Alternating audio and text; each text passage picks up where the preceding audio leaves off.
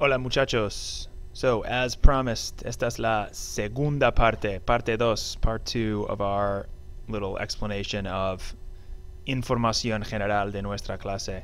Ahora nosotros vamos a hablar un poco de grading, right? Cómo vamos a dar las notas, grading, y también general participation rubric, which will explain participation in class. So aquí está la información, and we'll start with grading in general. So the information is general. It's meant to give you a broad overview of how you'll be evaluated in Spanish class this year. And I always say it is absolutely subject to change. Why? Based on the needs of the class. If I see something and I observe something, I'm a little bit spontaneous. I will change it. But I will always let you know, so keep in mind. Okay, the first category is homework and classwork. You need to set aside time after each class to work on your Spanish. You're not going to be going home this year with mindless worksheets to do that involve conjugating verbs that you do in 10 minutes, 5 minutes, and forget about it and don't learn anything. It's not going to happen this year. You may be asked to watch videos outside of class, like this one, and that's going to be for you guys to study concepts on your own time. And then we'll use class time to practice our new skills, which would be under the classwork category. So this category is going to be interesting because I think this year it's going to include a lot of classwork, stuff that you guys maybe give me or that I check in class that you've done in class. The homework piece will really be how much you prepared, which is going to allow you to do the classwork that we do, obviously, in class. Participación y preparación, cognates, right? The T-I-O-N words always are just Spanish. They're just ción. So participación, preparación. 40%, a heavy number, a big number. It's going to be key. It's going to be essential that we use Spanish in the classroom. Most of us will only speak Spanish in class. Hablamos español en clase. En la casa, at home, no hablamos mucho español. We live in Hamilton and Wenham and in some other towns surrounding these towns, and we don't see a lot of Spanish. We don't hear a lot of Spanish. So we need to take some risks with the language we need to speak. I'm seeing here there's a typo. I'll fix that. I have a read-only up here now. But this says 30%. It's 40 as it says up here. So as you can see, I switched that around. It was originally 30, and I changed it to 40 this summer. So you're going to see the participation rubric in a sec for more information. Formal evaluations, I don't like to use the word tests or quizzes because it implies that everything is written. A lot is written, but we'll also be doing projects, presentations, group work. They might be written or oral, but they'll always be designed to measure your progress. You'll always look at them and hopefully not only the grade, but where you are right now, what can you do to improve, what skills do you need to work on.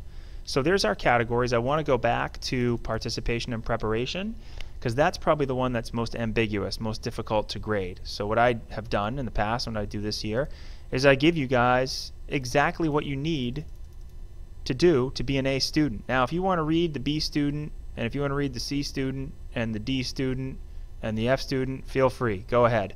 But my goal is to get you guys all to the A student range. So I'm going to read to you the A student. I'm going to explain some things.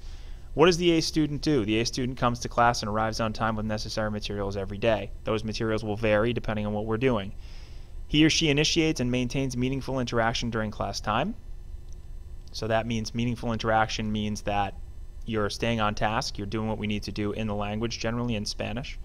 May show leadership in group activities, right? Groups can be a little bit awkward, and this is where, honestly, some people who have that social skill are going to excel. That's not to say that if you don't have that kind of skill, you won't, because there's plenty of other categories, as you can see in the rubric. But leadership's important. We need leaders. Often avoids using English in discussions and group activities, even after the tasks have been completed. It's strange and it's awkward to speak a second language with people that you know all speak English. So if you make that effort to stick in Spanish, si hablamos español después de terminar, after finishing the tasks, I'm going to notice that, and I'm going to make a mental note of that, or even a physical note of that in a book, and you guys will be compensated and rewarded for that, because that's just more time on learning the language. If you're an A student, you attempt to use Spanish as a primary mode of communication whenever possible. In class, if you have a question, you attempt to ask it in Spanish. Again, if you are stumped and you don't know how to ask the question in Spanish, it's better to ask in English than to not ask. Okay? Always well prepared. What does that mean, well prepared? Well, you watched the video from the night before, you understand the concept, or you didn't understand the concept and you come in and ask questions. That's also considered well prepared. Incorporates new concepts and vocabulary whenever possible. This is huge, right? We have to get past that, hola, ¿cómo estás? Muy bien.